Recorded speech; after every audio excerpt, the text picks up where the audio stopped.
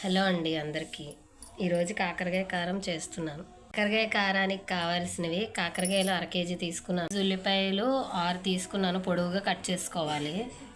వేపిన పలుకులు ఇవి, ఎండు కొబ్బరి, పచ్చిమిరపకాయలు ఒక 6 పొడవుగా చీల్చుకోవాలి, కరివేపాకు కొద్దిగా, అల్లం వెల్లుల్లి పేస్ట్ 2 చెంచాలు, ఉప్పు సరిపడా, కారం ఒక 4 టేబుల్ స్పూన్స్.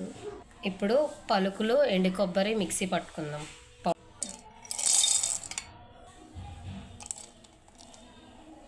ఈ ఎండు కొబ్బరి పల్లీల్లోనే కారము, సాల్ట్ వేసి మిక్సీ పట్టుకుందాం. ఇదిగోండి పౌడర్ చేసుకున్నాం, ఇలా చేసుకోవాలి. ఇప్పుడు నెక్స్ట్ ఏం చేయాలో ప్రాసెస్ చూద్దాం రండి. స్టవ్ వెలిగించుకుందాం.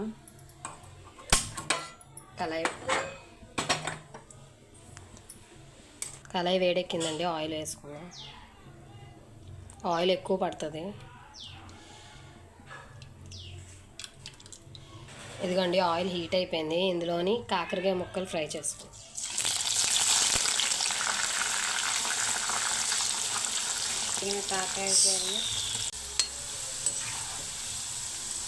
ఇదిగోండి ఇలా ఫ్రై చేసుకోండి. ఫ్రై అయిపోయి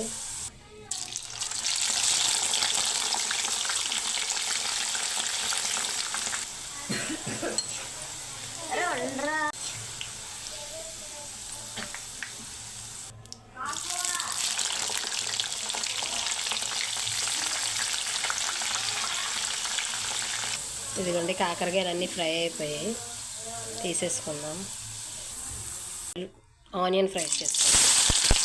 ఇదిగోండి ఉల్లిపాయలు కూడా వేగిపోయాయి, ఇవి కూడా తీసి పక్కన పెట్టుకుందాం.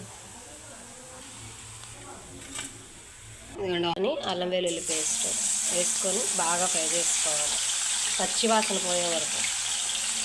ఇదిగోండి అల్లం వెల్లుల్లి పేస్ట్ కూడా ఫ్రై అయిపోయింది. ఇందులోనే కరివేపాకు వేసుకుందాం. ఇవి కూడా బాగా ఫ్రై అయిపోయాయి. ఇందాక మిక్సీ పట్టుకున్నాము కదా, ఆ పౌడర్ ఇందులో వేసేసుకోండి.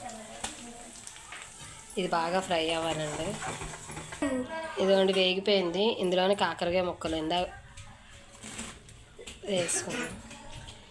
ఉల్లిపాయలు పచ్చిమిరపకాయ ఫ్రై చేసుకున్నాం కదా, అవి కూడా వేసేసుకొని బాగా కలుపుకుందాం.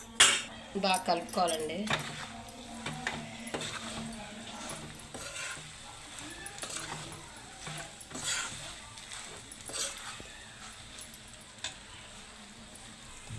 ఒక 10 మినిట్స్ వేగనివ్వాలి. బాగా కలిపేసుకున్నాం కదా. కాకరకాయ కారం అయిపోయింది. ఇది స్టవ్ ఆఫ్ చేసేసుకుందాం, ఇంకా అయిపోయింది. ఇదిగోండి అయిపోయింది కాకరకాయ కారం. ఇది వేడి అన్నంలోకి చాలా బాగుంటుంది. 6 నెలల వరకు నిలవ ఉంటుంది.